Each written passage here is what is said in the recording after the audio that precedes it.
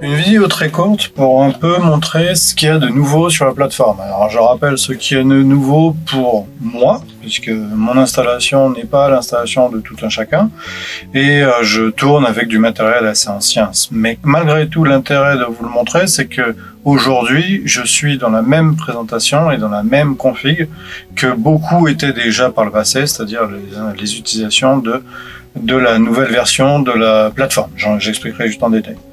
Quoi qu'il en soit, ce qu'on voit maintenant sur la page d'accueil, bon, faites pas gaffe à l'erreur, c'est normal, j'ai du matériel qui est déconnecté, j'en ai un autre qui est en attente d'intervention technique, donc c'est logique, une batterie qui est en vrac, et puis j'ai 4 panneaux qui ont été démontés et qui sont en attente de remontage quelque part d'autre.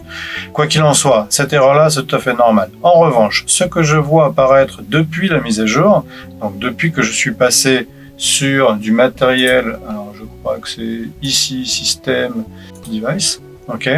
Je suis passé maintenant sur l'Envoy avec la version 7, la version D07, enfin D7088 actuellement.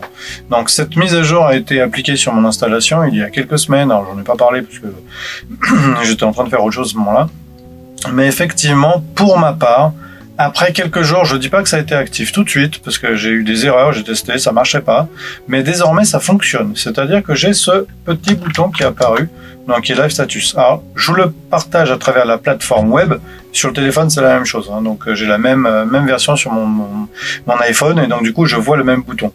Qu'est-ce que ça produit, ce bouton? C'est simplement qu'on va avoir une petite fenêtre qui va s'ouvrir. Donc là, en l'occurrence, ça s'ouvre en modal dans la plateforme web. Sur le téléphone, ça s'ouvre en direct, dans lequel on va voir ce qu'ils appellent le Live Statut. Alors, le Live Statut est justement une vision pendant un certain temps. Donc là, en l'occurrence, pour une période de 15 minutes. Donc à chaque fois que vous cliquez, vous avez cette fenêtre pour 15 minutes qui vous montre justement la situation au moment donné. Donc là, typiquement, il fait très très moche dehors chez moi, et il pleut à outrance, donc forcément, ça ne produit pas beaucoup, malgré mon installation assez chargée. D'ailleurs, on voit au passage que pendant les mois d'hiver, quel que soit le nombre de panneaux que vous avez, quand vous produisez pas beaucoup, vous produisez pas beaucoup. Donc là, vous voyez 300 watts de production sur une installation à quasiment 7 kg. On peut pas dire que ce soit un rendement très impressionnant. Quoi qu'il en soit, on a justement l'interface par rapport à la production, par rapport à l'import du coup, mais surtout par rapport à la consommation. Alors tout ça se base sur les pinces ampères-métriques, puisqu'il est capable de pouvoir, les prises CT, il est capable de pouvoir interroger les prises et à partir de ça, vous montrer, au lieu de le montrer en agrégé comme on avait ici, mais de le montrer en dynamique. Donc ça c'est vraiment intéressant. Au passage, on voit que ma batterie est en IDLE, c'est-à-dire qu'elle attend, parce qu'en fait, il y a tellement peu de production que du coup, en fait, la batterie n'est ni chargée ni pas chargée, elle bouge pas. En fait, tout est directement consommé sur place. Alors ça c'est intéressant parce que vraiment c'est quelque chose qui était demandé beaucoup, c'est quelque chose qui est assez sympa, je trouve. Le rendu est plutôt utile, sachant qu'il va intégrer aussi dans cette Live Statut les autres boîtiers à venir, c'est-à-dire si vous avez un chargeur de voiture ou si vous avez d'autres appareils que la plateforme, enfin que En Phase va distribuer. En fait tout ça sera intégré dans les mêmes écrans, donc du coup on aura tous les flux qui peuvent s'afficher. Et là, au bout d'un moment, en fait, on perd cette connexion. Alors, me demande pas pour quelle raison, mais effectivement, il y a des moments où ça marche pas. J'ai la même chose sur mon téléphone. Hein. J'ai des moments où ça ne marche pas. Donc, après, est-ce que c'est parce que je tourne du vieux matériel? C'est possible aussi. Quoi qu'il en soit. Donc ça, c'est la première chose que j'ai vue. La deuxième chose observée justement avec cette update. Donc, il y a eu plusieurs upgrades qui ont été faits il y a très peu de temps. On va dire depuis cet été. Il y a eu vraiment beaucoup d'upgrades, donc en l'occurrence les upgrades massifs sur toutes les gateways, donc dont la mienne, moi j'étais forcé en 5 avant de par mon matériel, parce que je vous rappelle, dans mon matériel, comme je l'ai expliqué plusieurs fois, je tourne énormément de vieux matériel, donc de vieilles plateformes M215, qui sont maintenant assez anciennes, hein, donc on va pas se voiler la face. Donc ça c'était un point de blocage pour justement les upgrades en version 7. Ça passait droit pour les IQ8, ça passait droit sur les IQ7, mais sur les M215 en fait c'était un point de blocage parce qu'en fait elles supportaient pas très bien cette mise à jour. Apparemment ils ont retravaillé là-dessus et maintenant ils ont forcé le déploiement, et donc du coup maintenant je suis justement en version D7088, donc ça veut dire que vraiment je suis dans la dernière version. Je pense en tout cas dans la dernière génération des Envoy Gateway. Peut-être qu'il y en a des nouveaux par rapport aux EQ8, mais en tout cas pour moi je suis dans la dernière version. Donc, suite à ces mises à jour massives, alors beaucoup de personnes ont reporté justement des pertes de connexion, de fait que l'application était instable ou pas accessible, ou qu'elle affichait des erreurs, ou qu'elle affichait bien de choses. Ce qu'il faut comprendre, c'est que de toute façon, dans une installation en phase, l'installation est chez vous. Donc ça, c'est la première chose. Et quand elle est chez vous, ça veut dire que vous avez un matériel, donc je répète, la gateway, qui tourne dans votre logement. Cette gateway est connectée en direct sur la production. Donc là, si je reviens ici, elle est connectée en direct sur tous les micro-onduleurs. Et éventuellement, si vous avez des batteries, vous avez aussi la synchronisation avec les batteries. Alors, moi, c'est des vieilles batteries, c'est des AC 1.2, enfin, ouais, 1200 watts. Donc, c'est du vieux matériel. Sur les batteries récentes, ce serait sur un autre système de discussion. Mais quoi qu'il en soit, la gateway discute dans votre logement, et non pas l'extérieur, avec ces différents matériels. Elle possède un cache. Donc, ce cache va rester, et je crois que c'est quasiment plus de 30 jours, il me semble, de cache. Elle est capable de stocker en cas de déconnexion toute cette information sur le matériel lui-même. Et dès qu'il détectera une reconnexion, donc typiquement si vous avez changé de box, si vous avez pour X raison une intervention sur site sur votre ligne internet, ou si pour X raison avec les orages récents, les lignes téléphones seront tombées, vous êtes en connexion ADSL, bah, typiquement il faut attendre qu'elle soit connectée. Donc ce matériel va permettre une certaine temporalité, donc va pouvoir en fait stocker un certain nombre de jours toutes les informations et tous les retours, toutes les remontées d'infos qui se proviennent de tous les micro-onduleurs et de tout le matériel, afin de pouvoir vous montrer justement les diagrammes tels que ceux-là, avec des informations tous les quarts d'heure. Donc tout ça en fait est stocké sur l'appareil lui-même, sur l'Envoy. Donc c'est pas grave si la plateforme web ne permet pas, pour X raison, est en intervention, est en problème, ou en upgrade, ou je ne sais quoi, c'est pas très grave, parce qu'en l'occurrence, votre Tenvoy resynchronisera dès qu'il récupérera la connexion avec la plateforme, alors il appelle ça la plateforme cloud, mais avec la plateforme en phase, donc celle-ci. Donc c'est pas du tout dramatique, il faut surtout pas paniquer là-dessus. Ça arrive pour plein de raisons diverses et variées. Dans le monde informatique, on est obligé de faire des mises à jour, et je travaille dans ce milieu-là, donc je peux vous le confirmer. Et ces mises à jour sont obligatoires pour plein de raisons. Ça peut être des raisons de sécurité, des raisons de modification d'architecture, des raisons d'évolution de plateforme, d'évolution de développement, etc., etc. Donc tout un tas de raisons légitimes qui justifient le fait que le fournisseur doive faire une certaine intervention. Quoi qu'il en soit, avec les interventions récentes, une chose que j'ai remarqué pour mon cas et qui est confirmée, c'est-à-dire que quand je vais dans le diagramme avec les images, j'ai plus d'images. Elle a disparu complètement et c'est confirmé partout, c'est-à-dire que sur le téléphone, sur la plateforme web et même sur la plateforme d'administration, en fait, l'image de fond que j'avais calée, en fait, dont j'avais fait une vidéo d'ailleurs, a complètement disparu, donc il faudra que je la refasse. J'attends d'avoir une mise à jour des plateformes Google ou des plateformes de capture, enfin de prise de vidéo, de prise d'image en hauteur pour pouvoir la refaire. Mais pour l'instant, sachez que ne soyez pas surpris. Il faut simplement la refaire. Ça arrive. Je pense que le flux, enfin là où sont stockés les blocs qui correspondent, enfin les images qui sont utilisées sur le truc, je pense que cette partie-là a dû dégager lors des upgrades. C'est pas dramatique, ça change pas la problématique, ça n'a pas touché le design qui est fait sur les placements des panneaux avec les lignes, etc. Mais bon, c'est une petite perte. Autre chose que j'ai pu constater, c'est surtout sur la partie administration. Donc sur la partie visualisation, honnêtement, hormis cet ajout ici, donc la partie live statut, j'ai pas vu de changement. On a toujours les graphiques à la journée, on a toujours les graphiques à la semaine, à la mois, à l'année, ou pendant toute la durée de la production. D'ailleurs, je ferai sans doute un petit retour, comme j'avais fait l'année dernière, sur la production de cette année, parce que franchement, ça a été quand même assez épique. Notamment, on voit bien qu'on a eu quelque chose qui s'est passé ici.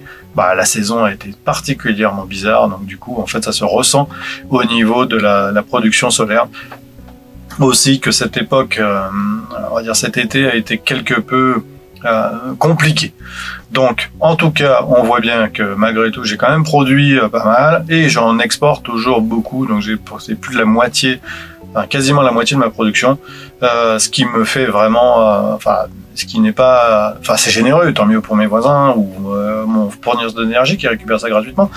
Mais c'est vrai que moi, je suis dans une configuration où justement ce genre d'export pourrait être mieux fait. Attention aussi, c'est qu'encore une fois, mon évolution et ma plateforme est prévue pour le long terme. C'est pas quelque chose qui est prévu sur le court terme. Et on voit d'ailleurs que entre là et là, en fait, ma production a drastiquement changé, ce qui est normal parce que un matériel, une installation a évolué chez moi et on voit très bien que ma production mensuelle, depuis le mois de juillet, donc la mise en route de l'appareil en question, enfin des appareils en question, j'ai changé totalement mon profil de consommation en ajoutant quasiment entre juin où j'étais tout à la maison et juillet où j'étais quasiment tout à la maison, on a quasiment pris 100 kilos, 160 kilos même d'énergie. Donc il y a quand même quelque chose qui a été installé et c'est tout à fait normal. Et ces appareils-là consomment beaucoup d'énergie comme on le voit ici. Donc, mais ça, j'en reparlerai un peu plus tard quand je ferai le bilan sur l'année. Quoi qu'il en soit, cette installation, donc comme je vous dis, l'application n'a pas changé à ce niveau-là. On a toujours les périodicités qui se font ici. On a toujours les visualisations. Alors ça c'est normal, la fameuse batterie est en vrac, donc c'est logique. On a toujours les visualisations sur les périodicités par panneau et on voit toujours que certains panneaux produisent bien, certains autres panneaux produisent peu. Ceux-là sont affichés sur une année avec une production, mais en fait sont éteints depuis quelques mois. Donc du coup, c'est toujours la même chose là-dessus. Donc pas vraiment de grands changements pour le reste. En revanche, pour ceux qui ont installé par eux-mêmes ou qui ont la gestion, c'est-à-dire l'accès sur la plateforme d'administration, là il y a quelques petites nouveautés qui sont à remarquer. Donc première chose, la visualisation, comme je disais, l'image a bien disparu, donc c'est vraiment pas que sur la partie cliente ou de mon téléphone, mais c'est vraiment sur toute la solution. On a toujours la vision des graphes, on a toujours les rapports, on a toujours les devices, mais on a un petit truc qui est apparu, qui est ici le Live Status. Le Live Status, c'est la même chose que on voit à titre personnel, on va dire, mais depuis l'Entlight Manager, donc en gros depuis votre...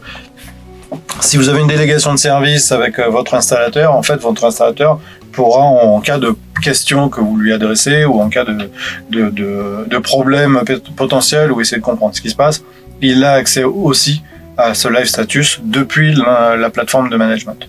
Donc ça, c'est assez sympa et c'est appliqué partout, donc plutôt une bonne chose. Pour cette partie-là. Ce que j'ai pu remarquer aussi, j'ai pas vraiment vu de nouveaux rapports, j'ai pas non plus pris le temps, mais je ne pense pas qu'il y ait énormément de différences par rapport au passé là-dessus. Sur les graphes, on a les mêmes graphes que par le passé. Je n'ai pas non plus vu de grands changements. Attention, on a plusieurs modifications sur ça. On peut faire bien sûr les exports, on peut faire la réduction de périodicité, c'est-à-dire voir sur les 2-3 derniers jours. On peut voir aussi des informations qui vont être relatifs à autre chose. Donc on a le power, on a l'énergie. Donc ça c'est des trucs assez sympas, assez classiques. On a aussi la possibilité de sélection de temps, de production par ici. Donc on va voir la production directement. On a d'autres informations, mais je vous laisserai les découvrir. Mais ça n'a pas beaucoup changé. Moi, j'ai pas vu de modification sur cette partie-là. Là où j'ai vu un petit changement, c'est dans surtout la gestion. Device, pas de nouveauté, hein, c'est toujours la même visualisation. Donc on a aussi au passage la gateway, et quand on va dans le détail de la gateway, on voit que je suis passé en version 7.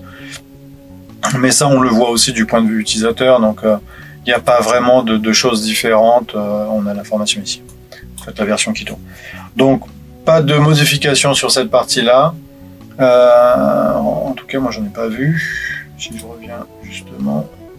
Alors, donc on disait device.